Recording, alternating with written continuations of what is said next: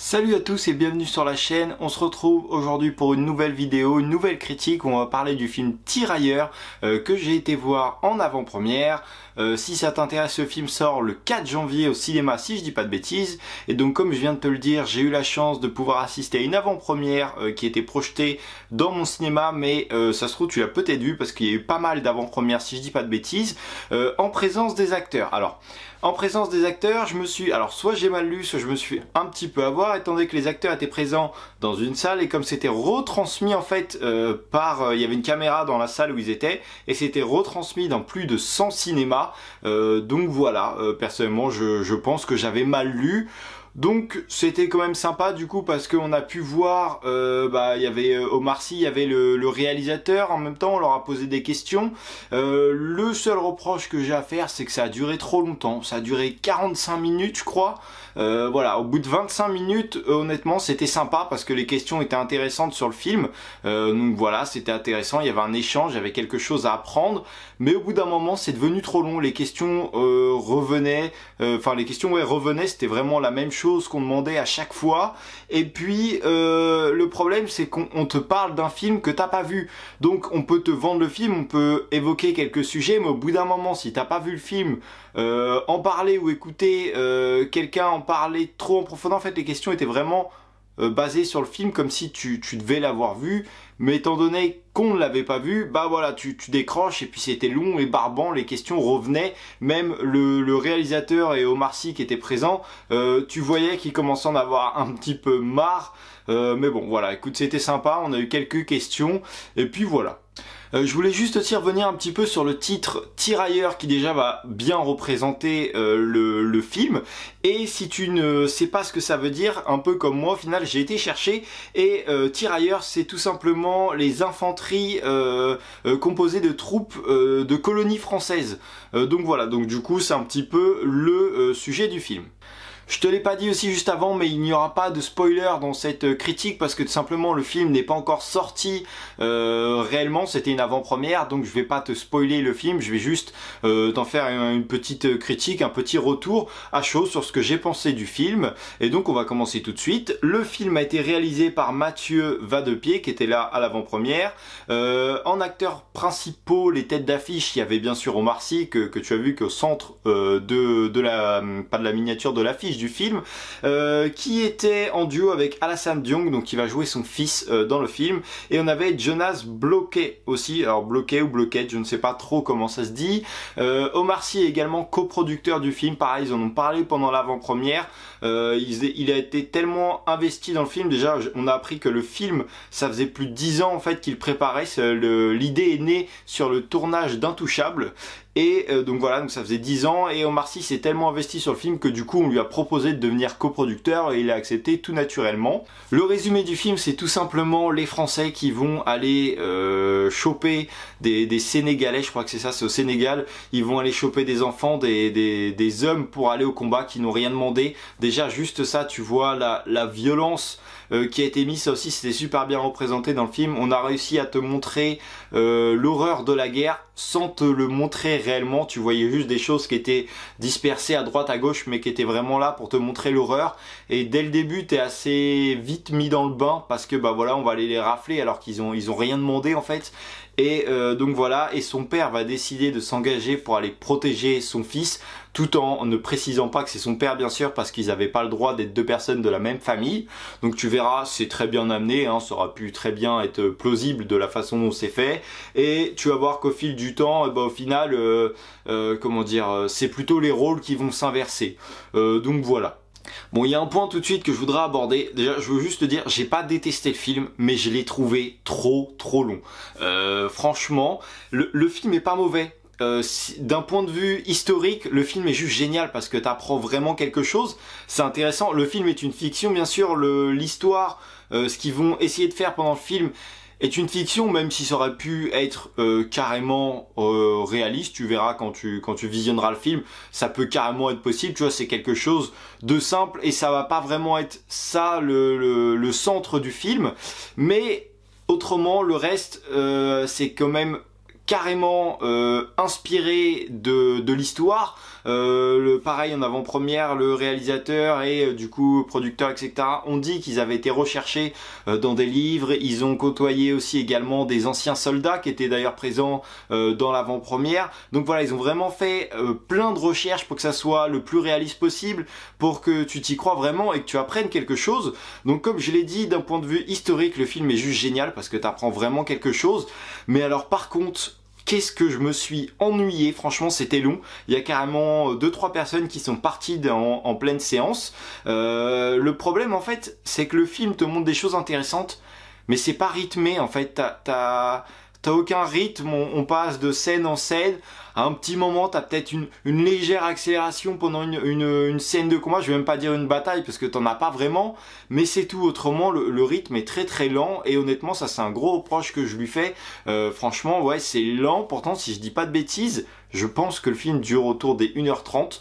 Attends, je vais aller vérifier quand même. Je viens de vérifier, ouais, le film fait 1h49, donc une fois que t'enlèves le générique de début, le générique de fin, en gros t'as tes 1h30, et ouais, honnêtement c'est trop long. Mais c'est dommage parce que l'histoire est intéressante, voilà, moi personnellement j'ai bien accroché à l'histoire, mais je suis trop souvent sorti du film, parce que c'est lassant en fait à la fin. Ce qui est dommage, bah, les acteurs sont bons, personnellement moi Omar Sy j'aime bien, je trouve qu'il joue super bien.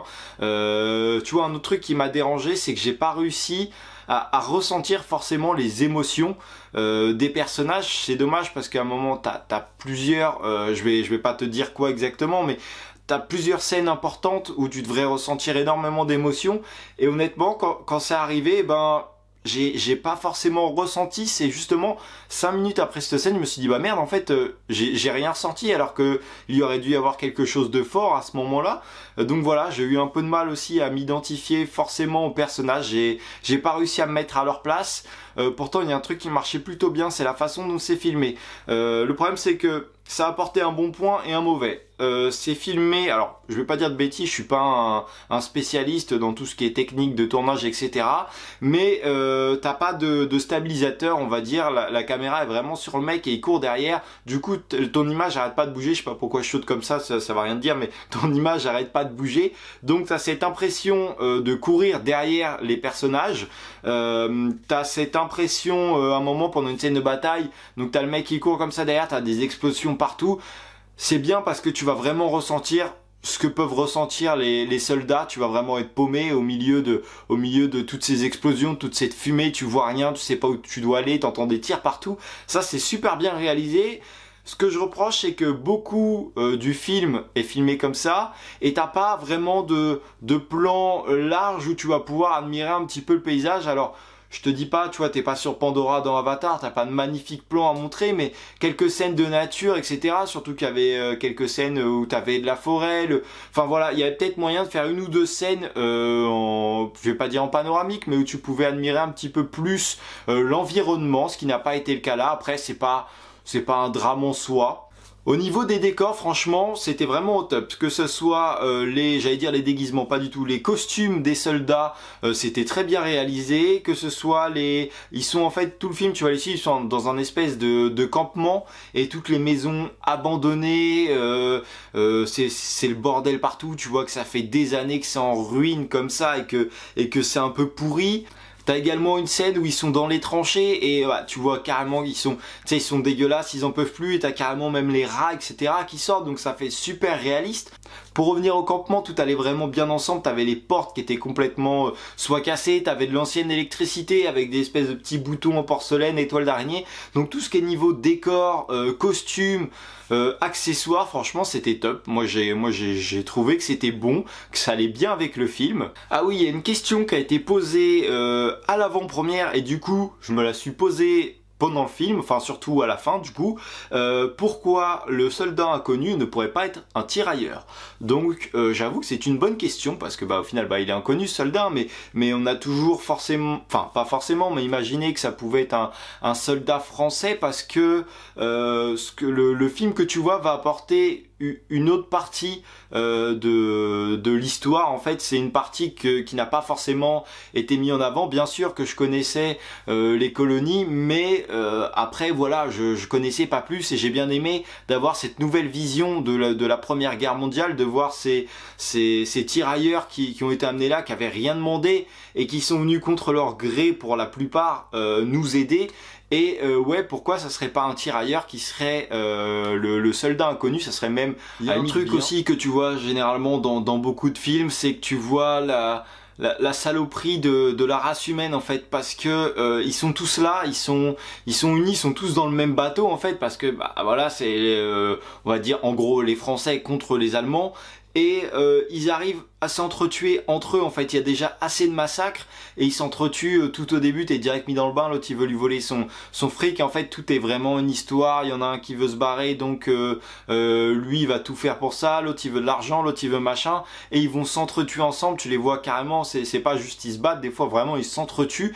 Et donc tu vois vraiment que même entre eux, même dans un conflit qui était la Première Guerre mondiale, et ben ils arrivent encore à se mettre dessus. Après aussi il y a autre chose, mais après ça implique que moi, ça c'est plutôt une appréciation de ma part. Pendant tout le film, tu vas suivre un lieutenant, parce que généralement tu as je sais pas, toute une infanterie de tirailleurs qui est dirigée, t'as un ou deux blancs qui est passé par là en fait. Et le lieutenant, j'ai eu beaucoup de mal avec cet acteur. J'avoue, soit je le connais pas, soit je l'ai pas reconnu, mais j'ai eu beaucoup de mal avec son jeu. Je sais pas, de la façon dont il parlait, de la façon dont il s'exprimait, j'ai jamais réussi à y croire. J'ai jamais réussi à me dire ouais, il est sérieux, il parle vraiment d'un plan de bataille ou quoi que ce soit. À chaque fois, j'attendais la blague, j'attendais le truc. J'ai vraiment pas accroché à son jeu d'acteur, et il m'a jamais fait prendre conscience de l'enjeu de ce qu'il préparait à chaque fois. Donc je t'encourage quand même à découvrir ce film, parce que d'un point de vue historique et pour ce qu'il t'apporte, c'est quand même à voir, même si c'est un peu long.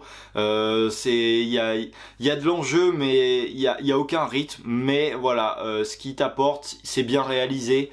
À part quelques petits plans qui m'ont dérangé, pardon, mais c'est plutôt comment c'est filmé et pas tellement le réalisme du plan.